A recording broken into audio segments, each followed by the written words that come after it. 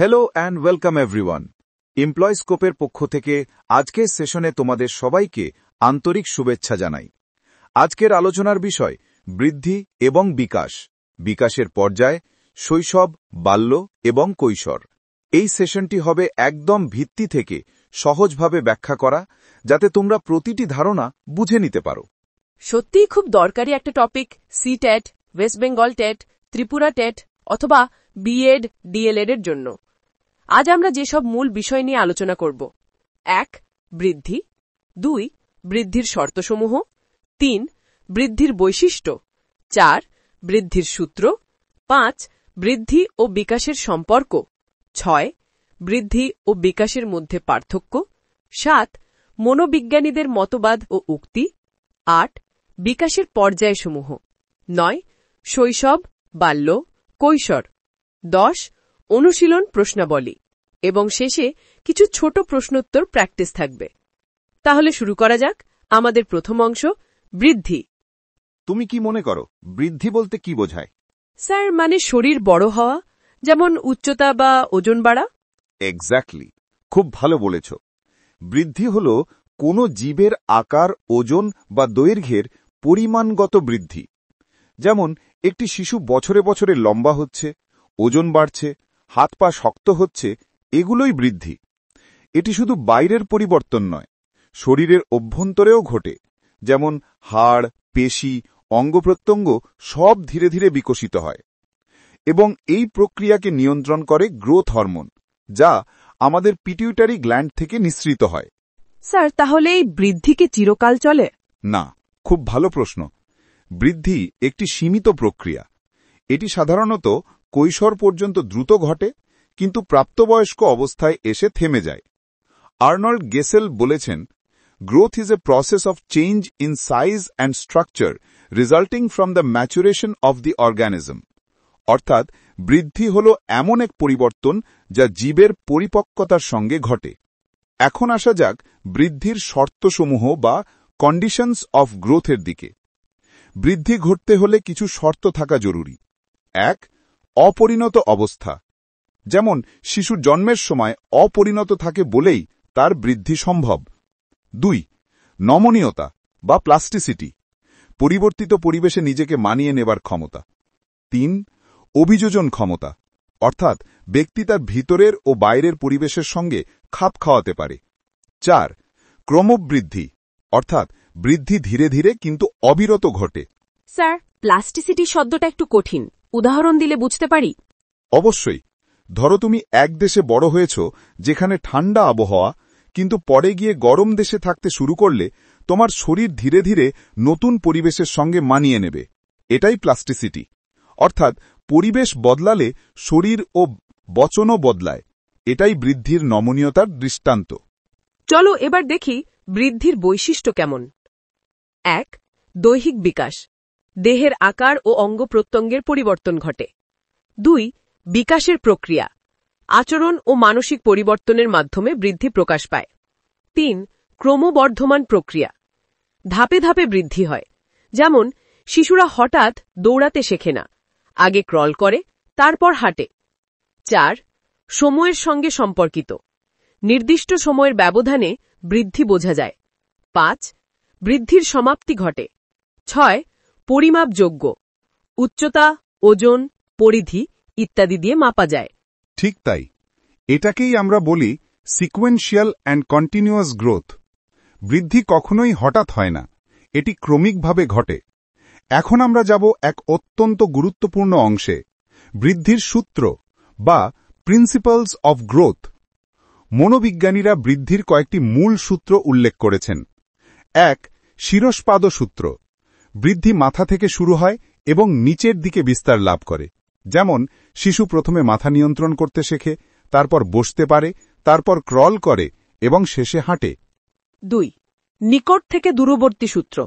বিকাশ দেহের কেন্দ্র থেকে শুরু হয় এবং অঙ্গপ্রত্যঙ্গে ছড়ায়। যেমন শিশুরা প্রথমে শরীরের মাঝের অংশ নিয়ন্ত্রণ করে, পরে হাত, পা ও আঙুল। একদম ঠিক ধরেছ। এছাড়াও আরও কিছু সূত্র আছে। 3. ক্রমবর্ধমান এবং ধারাবাহিক সূত্র, অর্থাৎ বৃদ্ধি ধীরে ধীরে এগোয়। 4. বৈষম্যমূলক সূত্র। অর্থাৎ প্রথমে সব অঙ্গের কাজ একরকম, পরে নির্দিষ্ট কাজের জন্য পার্থক্য দেখা যায়। যেমন হাত প্রথমে শুধু ধরতে পারে, পরে সূক্ষ্ম কাজ করতে শেখে। 5. বৈষম্য ও একীকরণ সূত্র, অর্থাৎ বিভিন্ন অঙ্গ একসঙ্গে কাজ করতে শেখে। যেমন হাঁটার সময় চোখ, পা ও হাত সমন্বিতভাবে কাজ করে। 6. বৈষম্যমূলক সূত্র, অর্থাৎ প্রত্যেক শিশুর বৃদ্ধি আলাদা, কেউ দ্রুত বড় হয়, কেউ ধীর গতিতে। স্যার, তাহলে শিক্ষক হিসেবে আমাদের কি মনে রাখা উচিত? খুব সুন্দর প্রশ্ন। এই সূত্রগুলো আমাদের শেখায় প্রত্যেক শিক্ষার্থী আলাদা, তাই একই মানদণ্ডে সবার তুলনা করা উচিত নয়। একজনের বৃদ্ধি দ্রুত, অন্যজনের ধীর, কিন্তু দুজনের বিকাশের ধারা স্বাভাবিক। চলো এবার একটু রিক্যাপ করি আজকের প্রথম অংশের মূল পয়েন্টগুলো। বৃদ্ধি মানে হলো শরীরের আকারে পরিবর্তন, আর বিকাশ মানে মানসিক ও সামাজিক উন্নতি। বৃদ্ধি আর বিকাশ একে অপরের পরিপূরক। বিকাশ ঘটে জন্ম থেকে মৃত্যু পর্যন্ত, কিন্তু বৃদ্ধি থেমে যায় কৈশোরের পর। শিক্ষা মানে শিশুর স্বাভাবিক বিকাশে সহায়তা করা। এই পর্যন্তই আমাদের প্রথম 15 মিনিটের অংশ। এখন একটু বিরতি নাও, তারপর আমরা দ্বিতীয় অংশে যাব, যেখানে আলোচনা করব বৃদ্ধি ও বিকাশের সম্পর্ক, পার্থক্য, মনোবিজ্ঞানীদের মতবাদ, বিকাশের পর্যায়সমূহ এবং প্র্যাকটিস প্রশ্নাবলী। স্টে টিউনড এবং মনে রেখো, প্রতিটি ধারণা ভালোভাবে বুঝে নাও, তারপর এমপ্লয়ি স্কোপের মক টেস্টে অংশগ্রহণ করো। তুমি কি জানো, বৃদ্ধি আর বিকাশ এই দুটো শব্দের মধ্যে পার্থক্য থাকা সত্ত্বেও তারা একে অপরের সঙ্গে ঘনিষ্ঠভাবে সম্পর্কিত? স্যার, গ্রোথ মানে তো শরীরের আকার বা ওজন বৃদ্ধি, তাহলে ডেভেলপমেন্ট তাহলে কি? একদম ঠিক। গ্রোথ মানে পরিমাণগত পরিবর্তন, যেমন উচ্চতা, ওজন, দৈর্ঘ্য। আর ডেভেলপমেন্ট মানে গুণগত পরিবর্তন, যেমন মানসিক, সামাজিক, আবেগ ও বুদ্ধিবৃত্তীয় উন্নতি। যেমন কোনো শিশুর পায়ের দৈর্ঘ্য বেড়েছে, এটা বৃদ্ধি, কিন্তু সেই পা দিয়ে যদি সে সঠিকভাবে হাঁটতে শেখে, সেটা বিকাশ। এব্রাহাম ম্যাসলো একবার বলেছিলেন, growth must be chosen again and again, fear must be overcome again and again.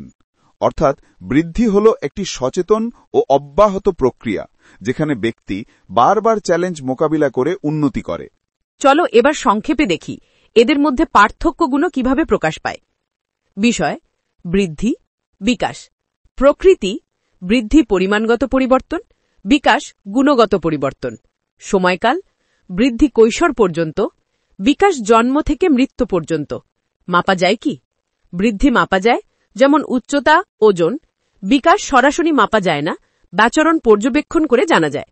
ক্ষেত্র: বৃদ্ধি শারীর কেন্দ্রিক, বিকাশ মানসিক, সামাজিক, বুদ্ধিবৃত্তিক।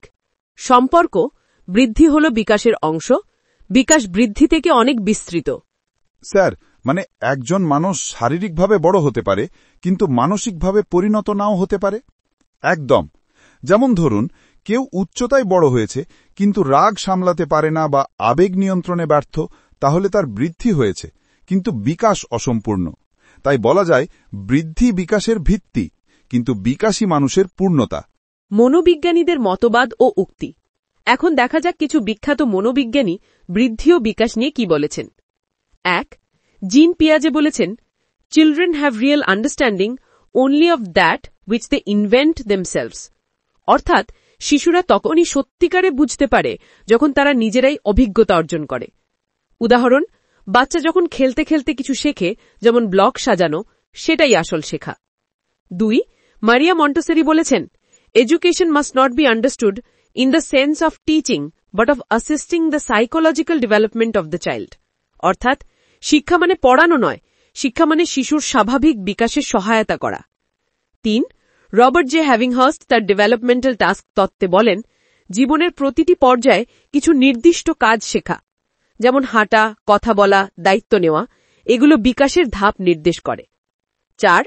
আর্নেল্ড জোন্স বলেছেন, growth is the increase in size, weight and structure of the body parts. এটি পরিষ্কার করে যে বৃদ্ধি হল দেহের পরিমাণগত পরিবর্তন। স্যার, তাহলে শিক্ষা ও বিকাশ একে অপরের সঙ্গে জড়িত? হ্যাঁ, শিক্ষা শুধু জ্ঞান দান নয়, বরং বিকাশকে সহায়তা করার একটি প্রক্রিয়া। মন্টেসরি এই কথাটিই বলেছিলেন, শিক্ষা মানে হল শিশুকে এমন পরিবেশ দেওয়া যেখানে সে নিজে থেকে শেখার সুযোগ পায়। বিকাশের পর্যায়সমূহ। এখন আমরা আসি জীবনের 6টি বিকাশের পর্যায়। 1. গর্ভকাল। গর্ভধারণ থেকে জন্ম পর্যন্ত সময় শিশুর অঙ্গপ্রত্যঙ্গ গঠিত হয়। উদাহরণস্বরূপ মায়ের স্বাস্থ্য ও পুষ্টি সরাসরি শিশুর বিকাশে প্রভাব ফেলে। 2.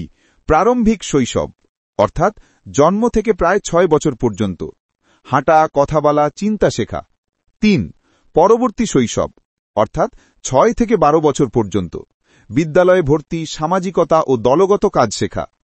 4. কৈশোর অর্থাৎ 12 থেকে 18 বছর পর্যন্ত মানসিক স্বাধীনতা, আত্মপরিচয় ও আবেগের ওঠানামা ঘটে। 5. প্রাপ্তবয়স্কতা অর্থাৎ 18 থেকে 60 বছর পর্যন্ত কর্মজীবন, পরিবার ও দায়িত্ব পালন। 6.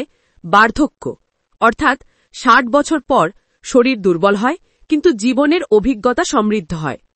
স্যার, তাহলে এই পর্যায়গুলোর মধ্যে কোনটা সবথেকে গুরুত্বপূর্ণ? সব পর্যায়ে